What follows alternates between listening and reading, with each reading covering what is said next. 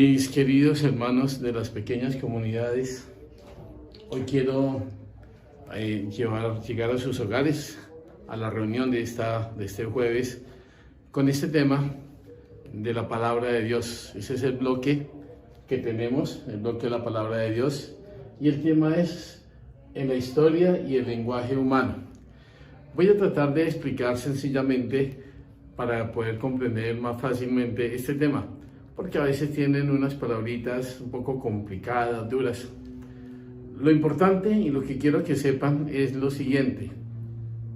Este libro, que se ve como un libro, en realidad son 73 libros.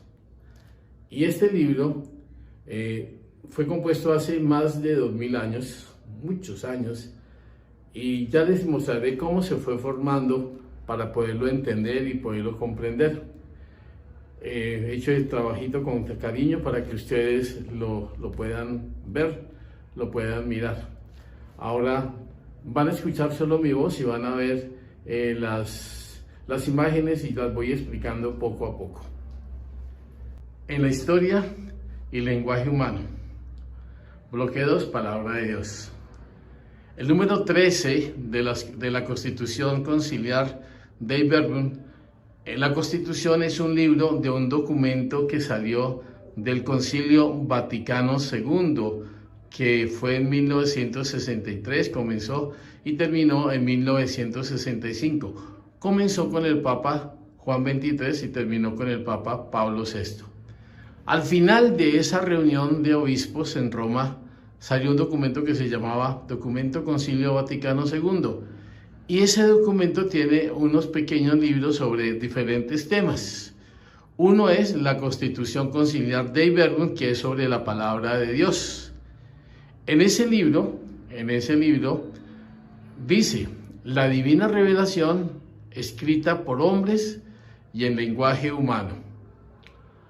Aunque en el fondo Dios es el autor de la Biblia, fue escrita por personas, hombres, no por ángeles, en una época determinada, en un momento concreto de la historia de Israel y del primer siglo de la era cristiana, con una cosmovisión del momento. Voy a explicar eso de cosmovisión del momento. Entonces tengamos presente una cosa. La divina revelación, Dios se revela, y esa está escrito por los hombres. Esa Biblia que nosotros conocemos está escrita por los hombres y en lenguaje humano, que no fueron angelitos, fueron hombres, y ellos atienden a una cosmovisión del momento. ¿Qué es una cosmovisión? La cosmovisión es la visión del cosmos que se tenía en ese momento, cómo la gente de aquel entonces miraba el mundo, cómo pensaba de él, cómo reflexionaba de él. Y tienen una palabrita los estudiosos de la Biblia. Esta palabra es alemana, la que ustedes ven ahí en rojo. No se la tienen que aprender porque es muy enredada, pero lo que quieren decir es la cosmovisión, la visión que tenían las personas del mundo en aquel entonces. La Biblia está en una cosmovisión concreta. Cosmovisión, o una visión que tenían los hombres del cosmos, del mundo, de su alrededor. Veamos el proceso que lleva la Biblia para irse formando. Primero, en el número 1 que ustedes ven allá, dice tradiciones orales, varios siglos. Así comenzó la Biblia. Primero eran tradiciones, historias que se fueron comunicando verbalmente, las iban transmitiendo, historias que fueron apareciendo. Luego aparecen trozos escritos sueltos por ahí. En algunos se le ocurrió cuando apareció las letras, los alfabetos, comenzó a escribir pequeños trozos de lo que había escuchado. Luego viene como un tercer paso, que es lo que está en amarillo. Los que ahora son un libro comenzaron como relatos sueltos, como pedazos. Luego, en el cuarto número que ustedes ven ahí, dice, los relatos sueltos los escriben luego en rollos, pergaminos y papiros.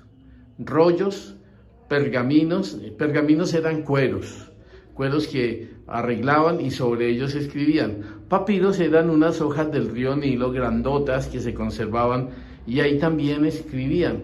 Esos papiros, muchos los metían en ollas de barro, por eso se conservan todavía y los encuentran. Bueno, entonces tengamos presente, la Biblia se fue formando primero. Aparecieron tradiciones orales por varios siglos. Luego aparecen trocitos sueltos escritos por ahí. Luego esos trocitos o eso forman como un pequeño libro, pero eran relatos sueltos, un pedazo de acá, otro, iban formando un libro. Luego esos relatos sueltos los escriben en rollos, pergaminos y papiros. Posteriormente, en los primeros escritos encontrados, ya como librito, ya algo más redactado, eran escritos encontrados, no habían puntos, ni comas, ni separación de palabras, no hay división de capítulos y versículos, era todo un texto completo sin puntos, comas, nada, todo unido. Luego aparece la división en capítulos, aparecen más tarde, eso fue como en el siglo XI, aparecen y un señor que se llamaba Lafranc y otro Esteban Layton, estos dos empiezan a dividir la Biblia en capítulos. Y la división en versículos, en frases cortas, con sentido, lo hizo otro que se llamaba Enrique Esteban Estienne. Este fue el que ya le puso los versículos. Lafranc y Esteban Layton hicieron los capítulos y así fue progresando la Biblia. En el Antiguo Testamento, en los libros más antiguos, se habla de como 4 tradiciones, 4 corrientes: yavista, eloísta, sacerdotal y deuteronómica. Eran como 4 formas de pensar, ¿no? Entonces, en la Biblia ustedes encontrarán la palabra Yahvé, ese es el grupo de los eloístas. De los yavistas. Luego los eloístas, ustedes verán en la Biblia, en Pentateuco, que aparece en algunos sectores, Elohim. Ese es el grupo de los eloístas. Luego viene otro grupo que va formando la Biblia que se llama sacerdotal, son los que le dan como un sentido sacral, como de ceremonia. Y luego viene la deuteronómica, son los que hablan mucho de la ley. Eso es en el Antiguo Testamento, eso es como lo que vamos viendo, cómo se va formando la Biblia. Como ustedes ven, la Biblia no apareció como un libro solito de una vez, como el que conocemos, sino ha tenido un progreso, una formación, una evolución. Pero el mensaje de Dios, lo que Dios nos está enseñando, aparece ahí. En el Antiguo Testamento, está escrito en hebreo y griego. Y se nota porque cada idioma tiene sus propias palabras. El hebreo es más pobre, el griego tiene más riqueza.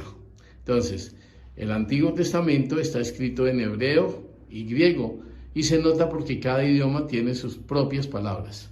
Es importante saber la mediación humana, es decir, conocer al hombre, y así podemos conocer la Biblia, es decir, qué grupo humano la redactó, griegos, hebreos, arameos, en qué época, en qué región. Si uno conoce todo eso,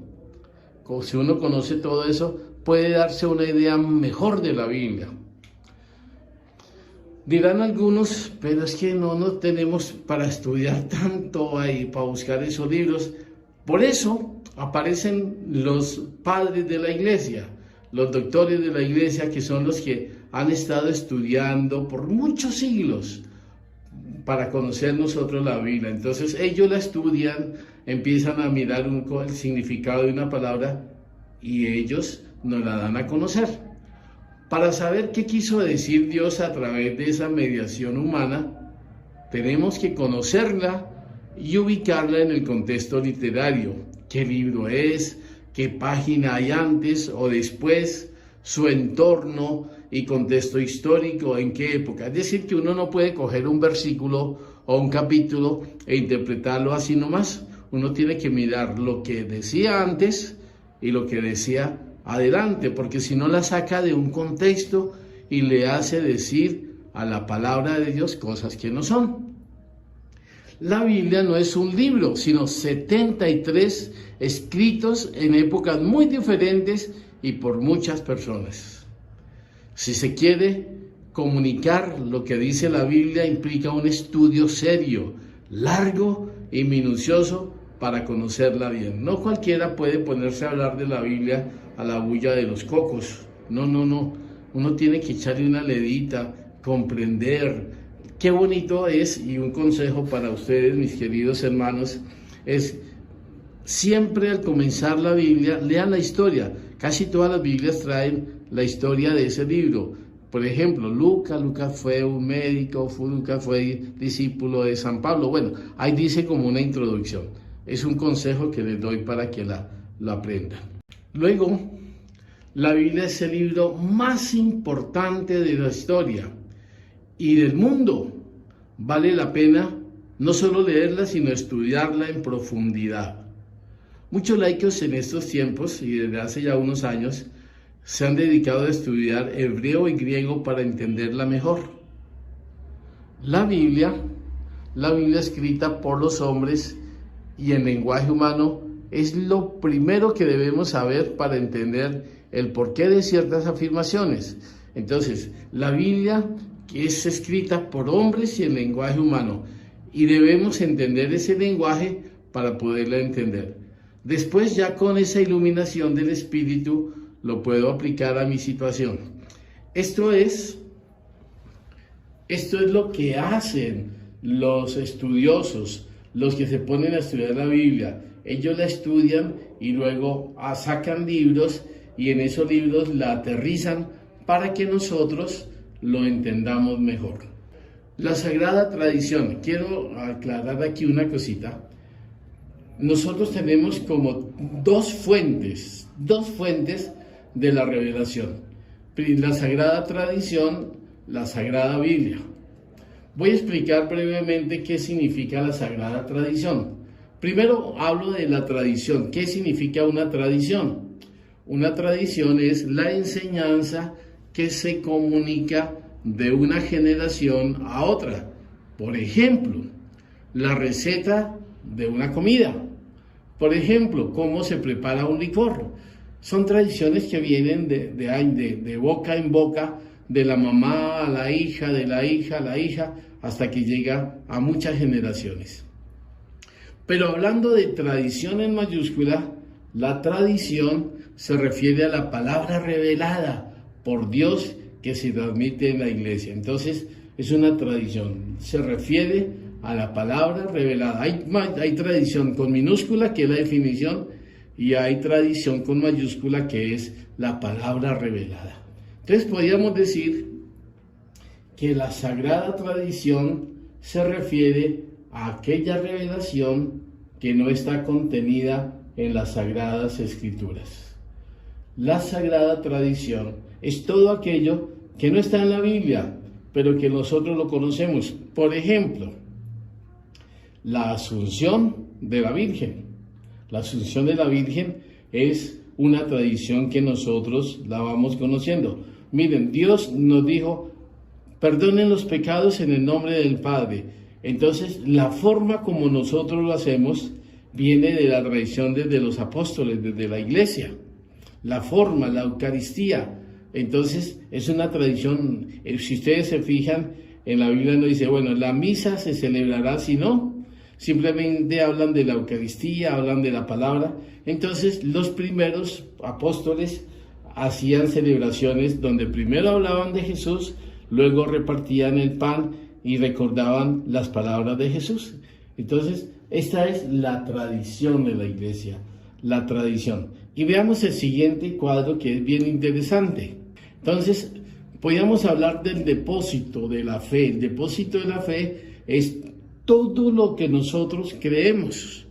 Ese es el depósito de la fe, todo lo que nosotros creemos. ¿En dónde encontramos todo lo que fundamenta nuestra fe? Miren, lo encontramos en la Sagrada Escritura, o la Biblia, más la Sagrada Tradición. Estas dos son las fuentes de la revelación. Sagrada Escritura o Biblia y la Sagrada Tradición. ¿Cómo hacer para que esto no se tuerza, no lo desvirtúen, no comiencen a decir otra cosa? Lo mismo en la Escritura. ¿Cómo hacer? Entonces está el magisterio de la Iglesia. El magisterio de la Iglesia, que está compuesto por el Papa y los obispos, ellos velan para que el mensaje de Jesús se mantenga puro, para que el mensaje de Jesús no se dañe. Entonces, ellos son el magisterio de la Iglesia.